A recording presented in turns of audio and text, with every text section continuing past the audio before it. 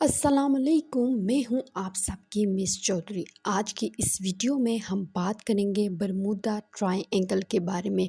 जी हाँ, Bermuda triangle दुनिया का एक सनसनीखेज बहुत ही पुरस्कार सा मकाम है। लेकिन इस वीडियो में हम ना सिर्फ बरमूदा ट्रायंगल के हक़ाइक़ के मुतल्लिक़ बात करेंगे, बल्कि बरमूदा ट्रायंगल का डेविल सी के साथ क्या कनेक्शन है और इन सब में दज्जाल कहाँ पे लिंक करता है। और मज़ीद सनसनी के लिए हम इस वीडियो में एक ऐसी पायलट की कहानी भी बताएंगे जो कि बरमूदा ट्रायंगल से खुशकिस्मती के साथ बच निकल आया और वो अपनी ज़ुबानी बरमूदा ट्रायंगल के बारे में क्या कहता है। ये सब होगा आज की इस वीडियो में। तो सबसे पहले हम शुरू करते हैं, बरमूदा ट्रायंगल है क्या। बरमूदा एक ऐसा इलाका है जो कि बहरे ओकेयानूस में वाक़या है और ये गैर आबाद जज़ायर में शामिल है। बरमूदा से फ्लोरिडा तक का मकाम और यहाँ से फिर पुर्टो रिको एक गहरी खाई, इन तीनों मकामात को जब हम मिलाएं एक मसनूई सी तकून बन जाती है। यही वजह है कि दुनिया भर में ये इलाका बरमूदा ट्रायंगल के नाम से मशहूर है। बहरे ओकेयानूस का ये गैर आबाद और वीरान जजीरा है जिसकी तकरीबन 3 से 4 लाख किलोमीटर मकाम पर ये फैला हुआ है। दुनिया के पुरस्कार तरीन मकाम जहाँ के नत ने इंकशाफात दुनिया की तवज्जो अपनी जानिब एक अरसे से पल भर में खींच लेते हैं और शायद माहिरीन जिस खदशे का इजहार एक अरसे से करते आए हैं वो बस हकीकी सूरत धारने को है। बरमूदा ट्रायंगल जहाँ कभी जहाज़ अपने पायलट अपने मुसाफिरों हत्ता के मलबे समेत पुरस्कार तौर पर गायब हो जाते हैं और कभी वहाँ पे अजीब व गरीब मखलूक, शायद एलियन या कोई और होश उड़ा देने वाली मखलूक देखने में आई है। 1892 में क्रिस्टोफर समुंदर में सफ़र कर रहे थे कि अचानक उन्होंने समुंदर के सफ़र में अजीब हलचल पाई। एक लम्हे को क्रिस्टोफर ये समझे कि वो रास्ता भटक के कहीं और ही चल पड़े हैं। मारे घबराहट के क्रिस्टोफर ने फ़ौरन से पहले अपने कंपास को देखा और कंपास को देखते ही क्रिस्टोफर की आंखें हैरत ज़दा रह गई क्योंकि कंपास ने तो काम करना ही छोड़ दिया था। और इसमें मज़ीद कि कोलंबस ने देखा कि आसमान का रंग बदला हुआ है और अचानक ही आसमान से बिजली सी तेज़ी के साथ एक आग का गोला समुंदर को चीरता हुआ कहीं और समुंदर की तहों में जा समाया। जैसे ही कोलंबस ने देखा उसने फ़ौरन वापसी का इरादा किया और वापस आते ही उसने इस अजीबो गरीब मंजर को कलम बंद किया और इस पे एक किताब लिखी। मगर अफसोस कि लोगों ने उसकी तहरीर को उसका पागलपन कहकर ठुकरा दिया, इस वाक़े की संगीनी को यकसर नज़रअंदाज किया। और यूं जब इस वाक़े के बहुत सालों बाद तकरीबन 1945 में जब अमेरिका के 14 जंगी जहाज़ों ने उड़ान भरी और एन बरमूदा ट्रायंगल के ऊपर उनके जहाज़ों के कंपास ने भी काम करना छोड़ दिया और उस ग्रुप के लीडर लेफ्टिनेंट चार्ल्स ने फ़ौरन मदद के लिए कंट्रोल टावर कॉल की, जिसमें उन्होंने बताया कि उन्हें मालूम नहीं हम किस समत उड़ान बढ़ रहे हैं, ये कौन सा समुंदर है हम नहीं जानते, हमें मालूम नहीं ये कौन सी जगह है और यहाँ पे समुंदर के पानी का रंग भी सब्ज़ पड़ चुका है। हमें मालूम नहीं हम किस समत उड़ान भर रहे हैं, ये कौन सा समुंदर है हम नहीं जानते। इस गाल को सुनते ही 13 लोगों पर मुश्तमिल एक ग्रुप उनकी मदद के लिए उड़ान भरता है, मगर बदकिस्मती से सिर्फ 27 मिनट की उड़ान के बाद ये जहाज़ भी मंजर से गायब हो जाता है। मौत का ये खेल आगाज़ अपना कर चुका था। लापता होने वाले जहाज़ों का कोई भी सुराग ना मिल सका और बदकिस्मती से अमेरिका और बरतानिया के कई बहरी और हवाई दोनों किस्म के जहाज़ों को मुसाफिरों समेत اس سمندر نے دبوچ لیا۔ تقریباً 50 ہوائی جہاز اور 30 بحری جہاز اپنے مسافروں سمیت جب لاپتہ ہوئے تو بہت سے مصنفوں نے ان واقعات کو اپنی سوچ، عقل اور نظریے حالات و واقعات کو اپنے اپنے انداز سے قلم بند کیا۔ ان واقعات کے بعد بہت سے لوگوں نے اپنی اپنی سوچ اور فکر کا مختلف طریقوں سے اظہار کیا۔ کچھ لوگوں کا ماننا ہے کہ برمودا ٹرائی اینگل اس دنیا میں ایلینز کا علاقہ ہے، اور کچھ لوگوں کا ماننا ہے کہ برمودا ٹرائی اینگل ایک نیچرل ٹائم پورٹل ہے، اور یہ تمام ہوائی اور بحری جہازوں کو اس جگہ سے کسی اور جہاں پہ اس کا دوسرا سرا ہے وہاں پہ لے جاتے ہیں۔ امریکی فوج، چونکہ یہ علاقہ امریکہ کی فلوریڈا سے لے کر پورٹو ریکو سلطنت تک پھیلا ہوا ہے، تو پہلے پہل امریکی فوج تو ان تمام واقعات کو یکسر مانتی ہی نہیں تھی، اور جب برمودا ٹرائی اینگل کی کڑی نگرانی کرنے والے فوجی افسران سے اعلیٰ حکام نے انٹرویو کیا تو انہوں نے کچھ ہوش ربا واقعات کا اپنے اعلیٰ حکام کے سامنے ذکر کیا۔ مثال کے طور پر ان فوجی افسران کا کہنا تھا کہ انہوں نے اڑن کشتیاں برمودا ٹرائی اینگل کے عین وسط میں اترتی دیکھی ہیں، اور ایک فوجی افسر نے وہاں عجیب و غریب ایلین نما کوئی مخلوق بھی دیکھی، اور جس کی ویڈیو بنا کے سوشل میڈیا کی زینت بھی بنایا، اور یوں بہت سی نئی سوچوں نے برمودا ٹرائی اینگل کو ایک انوکھی مسٹری کی طرف رخ موڑا۔ اور بہت سے ایسے سائنسدان ہیں جو کہ کہتے ہیں کہ برمودا ٹرائی اینگل میں موجود ہول اپنے مخصوص وقت میں ہی کھلتا بند ہوتا ہے، اور اس مخصوص وقت میں اس ہول کے ارد گرد اگر کوئی بھی جہاز، چاہے وہ سمندر کی سطح پہ ہو یا برمودا ٹرائی اینگل کے عین اوپر آسمان کی بلندیوں پہ، وہ اس ہول کی مقناطیسی کشش کے باعث اس کے اندر جا سماتا ہے۔ اور بعض ماہرین تو اس حد تک کہتے ہیں کہ سمندر کی سطح سے غائب ہونے والے جہاز ابھی بھی صحیح سلامت سفر کر رہے ہیں، مگر وہ کسی اور ہی دنیا اور ڈائمنشن پہ ہیں جو کہ ہماری دنیا سے بہت مختلف ہے۔ جبکہ بعض ماہرین کا کہنا ہے کہ اس علاقے میں میتھائن ہائیڈریٹ نامی ایک گیس موجود ہے جو کہ اپنے آپ میں نہایت طاقتور اور دیو ہیکل بلبلے رکھتی ہے، جس کے بعد کوئی بھی ہوائی یا بحری جہاز کو پل بھر میں توڑ پھوڑ دیتی ہے۔ 1925 میں کوڈو پیکسی نامی ایک جہاز جو کہ 32 مسافروں کے ساتھ روانہ ہوا، اور عین اسی جگہ پہ 2 دن کی مسافت کے بعد پراسرار طریقے سے غائب ہو گیا۔ اور حیرت یہ کہ 90 سال بعد اس جیسا جہاز ہوانا میں ڈھونڈ لیا گیا۔ لوگ حیرت زدہ رہ گئے، اور یہیں پہ ایک سوال پیدا ہوا کہ اگر سمندر میں میتھائن ہائیڈریٹ نامی گیس موجود ہے تو جہاز ڈوبنے کے 90 سال بعد ہوانا میں کیسے پایا گیا، اور اس میں موجود مسافر کہاں گئے؟ برمودا ٹرائی اینگل ایک ایسا تکون جس کے نتنی واقعات ایک پل میں روح کو جھنجھوڑ دیتے ہیں، جو کہ کئی آسمانی اور سمندر کی لہروں پہ دھونے والے چاہے چھوٹے چاہے بڑے تمام جہازوں کو اپنے سحر میں جگڑ کر کسی اور ہی دنیا کا شاید مکی بنا دیتی ہے۔ کہانی ہم ایک ایسے پائلٹ کی جو کہ خوش قسمتی سے اس مسٹری کے سحر سے نکل آیا۔ صدیوں سے اپنے نتنے واقعات کے باعث وقت پر حکومت کرنے والا برمودا ٹرائی اینگل، جہاں پہ جہازوں کے کمپاس کام کرنا چھوڑ دیتے ہیں، اور حتیٰ کہ پائلٹس کے لیے یہ سمجھنا مشکل ہو جاتا ہے کہ وہ آسمان پہ کہاں ہیں، آسمان کدھر ہے اور سمندر کہاں، اور وہ آسمان اور زمین کے درمیان کہیں خود کو عجیب و غریب جگہ پہ پاتے ہیں۔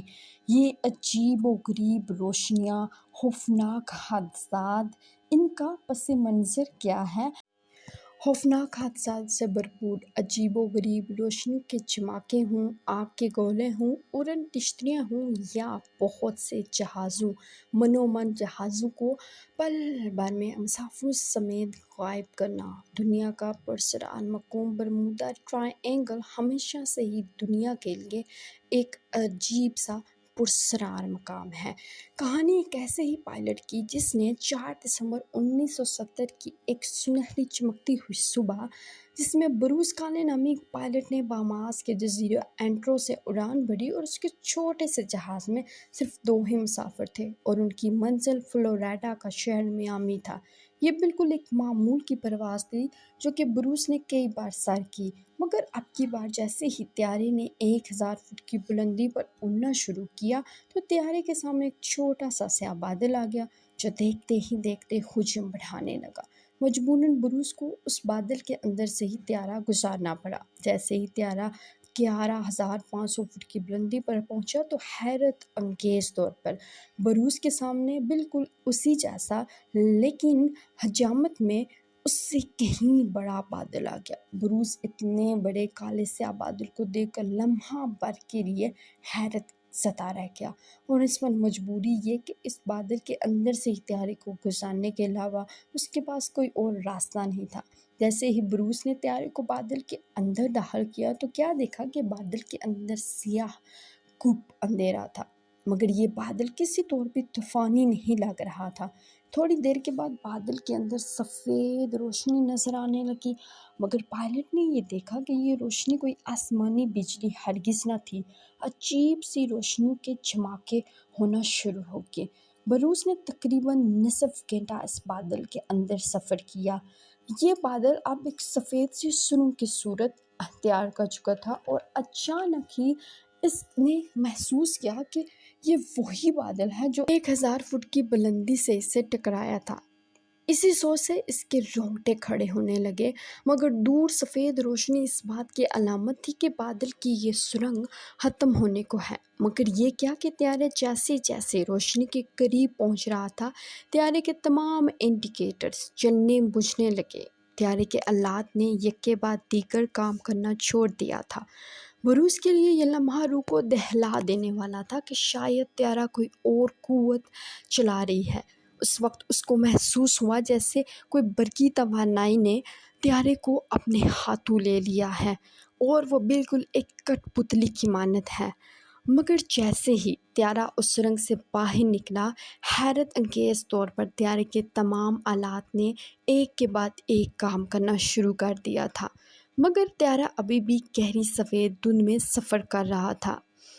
بروس نے فوراً سے پہلے گراؤنڈ فلور سے رابطہ کیا کہ وہ طیارے کے موجودہ لوکیشن بتائے، مگر گراؤنڈ فلور سے ملنے والے جواب نے اس کے اعصاب ہی جیسے چھین لیے کہ طیارہ ریڈار پر نظر نہیں آ رہا ہے۔ جیسے ہی سفید گہری دھند ختم ہوئی، بروس نے دیکھا کہ وہ عین اپنی منزل یعنی میامی کے اوپر تھا۔ یہاں پہ حیرت کی ایک اور بات کہ فلوریڈا سے میامی کا یہ فاصلہ 217 میل تھا، جسے 1 گھنٹے 15 منٹ میں طے ہونا تھا، مگر طیارے نے یہ فاصلہ نصف یعنی 47 منٹ میں طے کیا اور بروس نے لینڈ کرتے ہی فوراً سے پہلے فیول چیک کیا اور وہ اتنا ہرچ نہیں ہوا تھا جتنا کہ طے شدہ فاصلے کے مطابق ہونا چاہیے تھا۔ بروس نے فوراً سے پہلے ان تمام معاملات کی اطلاع اپنے اعلیٰ حکام کو دی۔ ایوی ایشین ماہرین کو بھی اس کا کوئی بھی تسلی بخش جواب نہ مل سکا۔ بلاخر بروس نے خود ہی اس کی تحقیق کی اور اس نے اندازہ لگایا کہ اس وقت طیارہ بالکل برمودا ٹرائیں اینگل کے اوپر تھا اور بادل کے اندر سفید چماکے دراصل الیکٹرک فوگ تھی، جبکہ کچھ افراد کا کہنا کہ یہ ممکنہ طور پر بروس ڈارک انرجی کی بدولت کم وقت میں زیادہ فاصلہ طے کر پایا تھا۔ یہاں پہ یہ بات قابل ذکر ہے کہ یہ وہی توانائی ہے جس سے ہماری کائنات پھیل رہی ہے۔ یہ توانائی سیاہ دھارے یعنی بلیک ہول کی طرح وقت اور مکان میں خلل پیدا کر سکتی ہے اور اسی وجہ سے بادل کی ایک سرنگ پیدا ہوئی جس میں بروس اتفاق سے داخل ہو گیا اور خوش قسمتی سے اس سرنگ سے زندہ سلامت نکل آیا۔ ماہرین کا کہنا ہے کہ اس نوعیت کے بادل اس علاقے میں عام پائے جاتے ہیں اور پائلٹس کو اکثر ایسی صورتحال کا سامنا کرنا پڑتا ہے، مگر اس بات کی وضاحت کوئی نہیں دے سکا کہ بروس نے نصف وقت میں یہ فاصلہ طے کیسے کیا۔ لہٰذا بروس کالے نامی کی یہ فلائٹ آج تک ایک گہرا راز ہے۔ اور جب وقت کی ضرورت ہو تو اس جگہ سے کچھ ظاہر کر کے لوگوں کے اذہان، یعنی کہ ان کے سوچنے کے انداز، ان کے ذہن، ان کے عقل پر قابو پایا جا سکے اور یہ بتایا جا سکے کہ ہمارا اور اس دنیا کو بچانے والا یہودیوں اور عیسائیوں کا مالک یعنی کہ دجال آ چکا ہے۔ یقیناً آپ کے ذہنوں میں یہ سوال پیدا ہوا ہوگا، میری باتوں اور موضوع کیوں اکثر بدل گئے؟ برمودا ٹرائیں اینگل سے دجال تک کیسے پہنچے؟ برمودا ٹرائیں اینگل اور دجال میں کیا مماثلت ہے؟ بحر الکاہل کے ڈیول سی اور بحر اوقیانوس کے برمودا ٹرائیں اینگل خصوصیات کے اعتبار سے بہت سی مماثلات پائی جاتی ہیں، جو کہ آپ کی سوچوں کے روح کو اس زاویے پہ لے آتی ہیں کہ ہو نہ ہو ان دونوں میں کوئی گہرا تعلق ہے، اور یہ تعلق دنیا کی تاریخ کو یکسر بدلنے والا ہے، کیونکہ یہ تعلق انسانی یا رحمانی نہیں بلکہ شیطانی ہے۔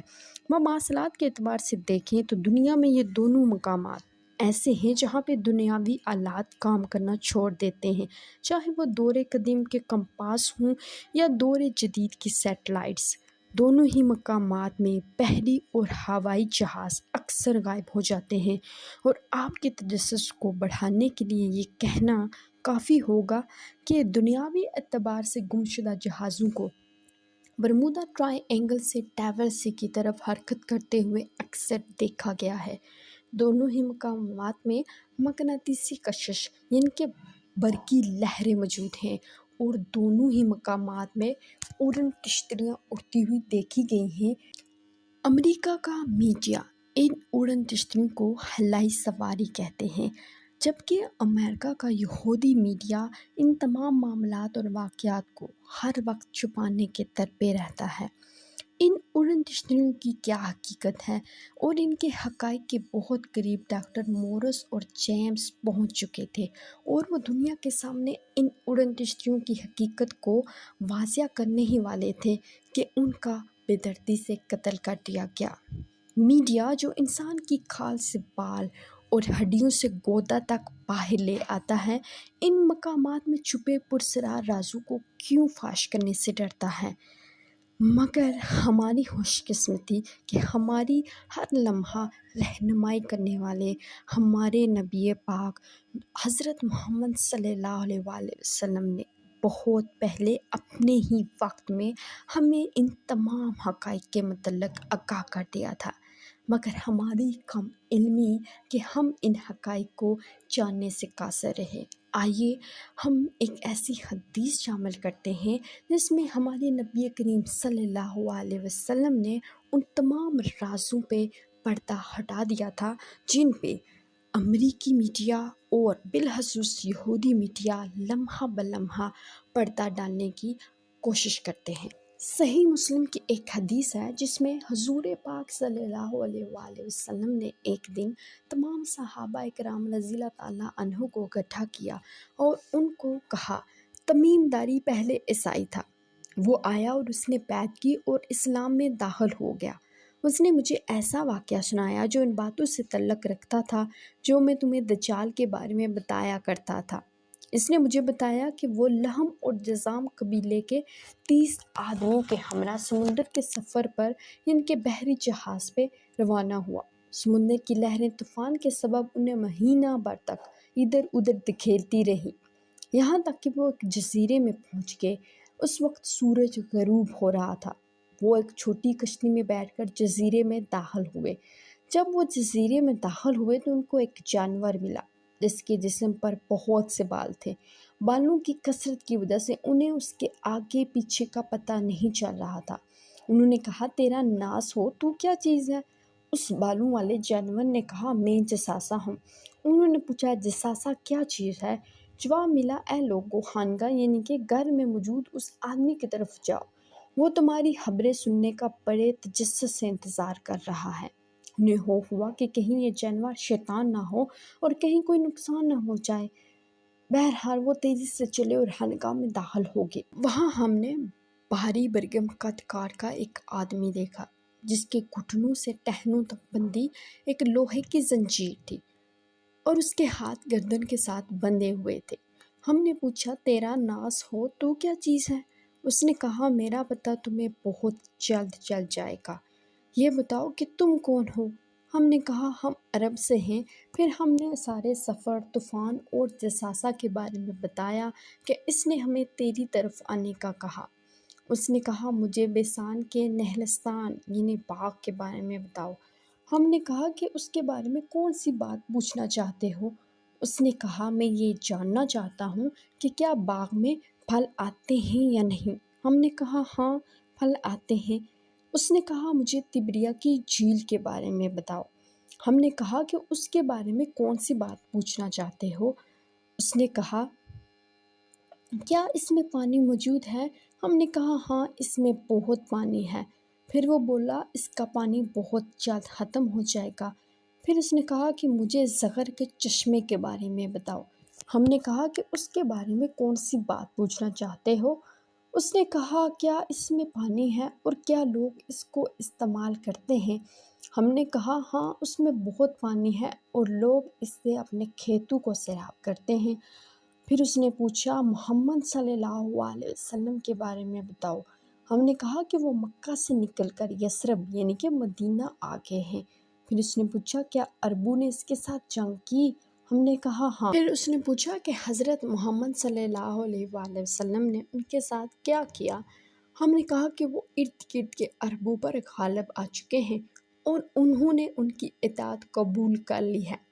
اس پر اس نے کہا کیا واقعی ایسا ہو چکا ہے؟ ہم نے کہا ہاں۔ پھر اس نے کہا ان کے لیے یہی بہتر ہے کہ وہ اس کی اطاعت قبول کر لیں۔ اب میں تمہیں اپنے بارے میں بتاتا ہوں، میں دجال ہوں، مجھے عنقریب خروج کی اجازت مل جائے گی۔ قصہ مختصر دجال پیدا ہو چکا تھا اور اب وہ اپنی رہائی کا بے تابی سے منتظر تھا۔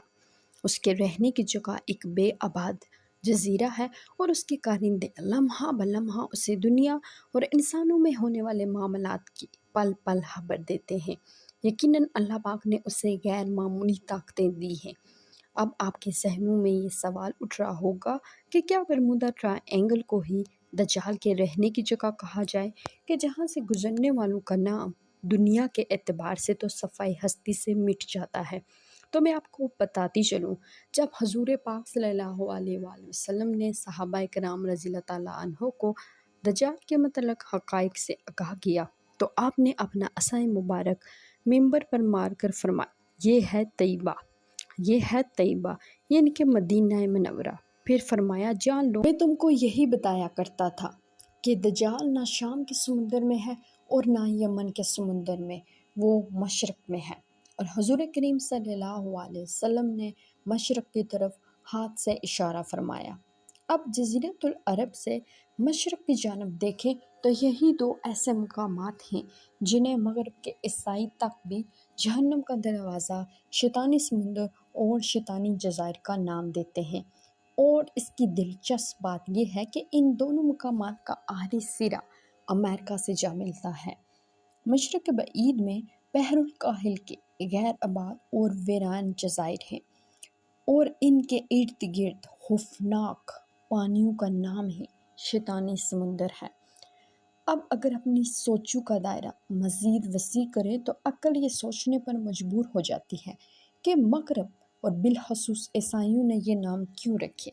اگر مسلمان رکھتے تو بات قابل ہضم تھی کہ ہمارے نبی کریم صلی اللہ علیہ وآلہ وسلم نے ہمیں دجال کے متعلق کچھ حقائق سے آگاہ کیا تو ہم یہ کہہ سکتے ہیں کہ یہ بہت خوفناک شیطانی سمندر ہے تو شاید یہاں پہ دجال موجود ہے۔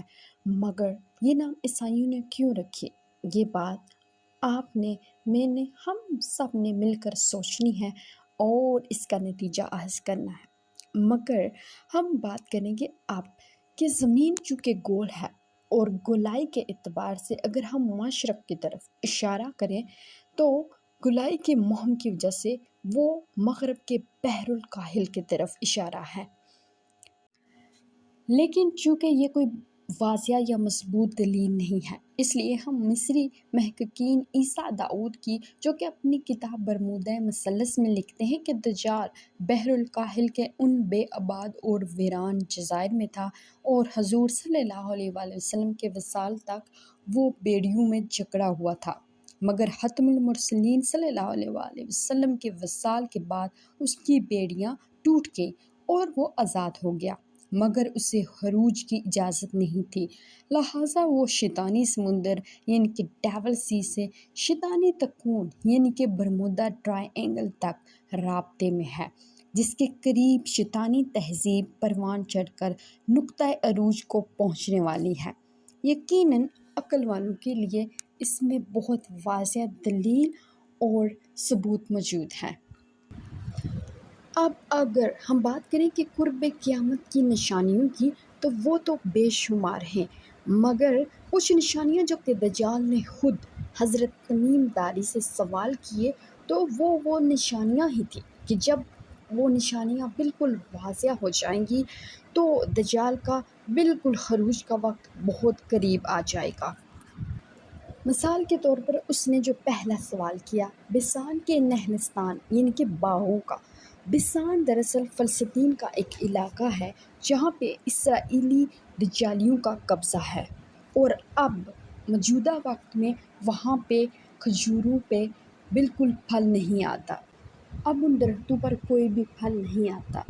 دوسرا سوال جو دجال نے اپنے خروج کے لیے کیا وہ تبریا کی جھیل سے متعلق تھا، تو فی الحال موجودہ وقت میں تبریا یعنی کہ بحر تبریا پر بھی دجالی ریاست اسرائیل ہی کا قبضہ ہے، اور تبریا کی جھیل کا پانی تیزی سے خشک ہوتا جا رہا ہے۔ تیسرا سوال جو دجال نے اپنے خروج کے لیے کیا وہ تھا زغر کے چشمے سے متعلق۔ زغر دراصل حضرت لوط علیہ السلام کی صاحبزادی کا نام تھا، آپ کی 2 صاحبزادیاں تھیں ربا اور زغر۔ جب ربا کی وفات ہوئی تو ان کی تدفین ایک چشمے کے پاس ہوئی، اور یہی وجہ ہے کہ بعد میں وہ جگہ ربا کے چشمے کے نام سے مشہور ہوئی، اور اسی طرح جب ان کی دوسری صاحبزادی زغر کی وفات ہوئی تو ان کی تدفین بھی ایک چشمے کے پاس ہی کی گئی، اور بعد ازاں وہ جگہ زغر کے چشمے کے نام سے مشہور ہوئی، اور اب زغر کے چشمے کا پانی بھی خشک ہوتا جا رہا ہے۔ جیسے ہی اس کا پانی مکمل طور پر خشک ہوگا، دجال اپنے خروج کے لیے جو بے تابی سے انتظار کر رہا ہے اس کا انتظار مکمل ہوگا، اور وہ دنیا کے سامنے ظاہر ہوگا۔